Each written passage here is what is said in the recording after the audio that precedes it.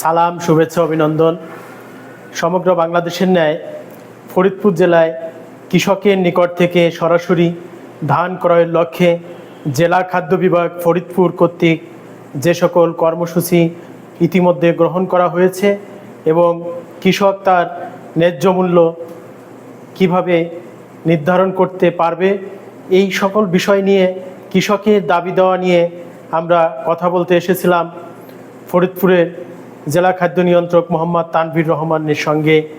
বিস্তারিত দেখতে আমাদের সঙ্গেই থাকুন। সুপ্রিয় দর্শক, আসসালামু আলাইকুম।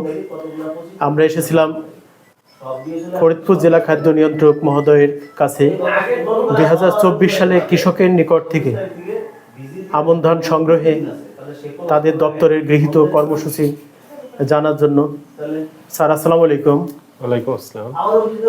স্যার, চলতি আমন সংগ্রহে সরাসরি কৃষকের নিকট থেকে যে ধান সংগ্রহের আপনাদের কার্যক্রম গ্রহণ করেছেন সেই বিষয়ে একটু জানতে চেয়েছিলাম।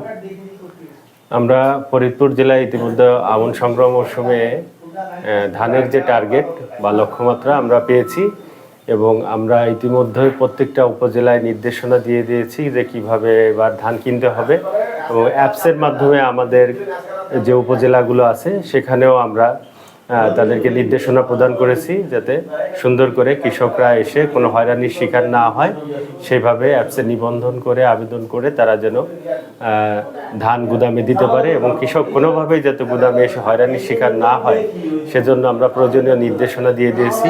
পাশাপাশি আমাদের উপজেলা খাদ্য নিয়ন্ত্রক দপ্তর থেকে যাতে এই ব্যাপারে ব্যাপক প্রচারণা এবং অন্যান্য যে লিফলেট বিতরণ সহ মাইকিং করা সেই কাজগুলো যাতে অব্যাহত রাখে সে ব্যাপারেও প্রয়োজনীয় নির্দেশনা প্রদান করেছে। ধন্যবাদ।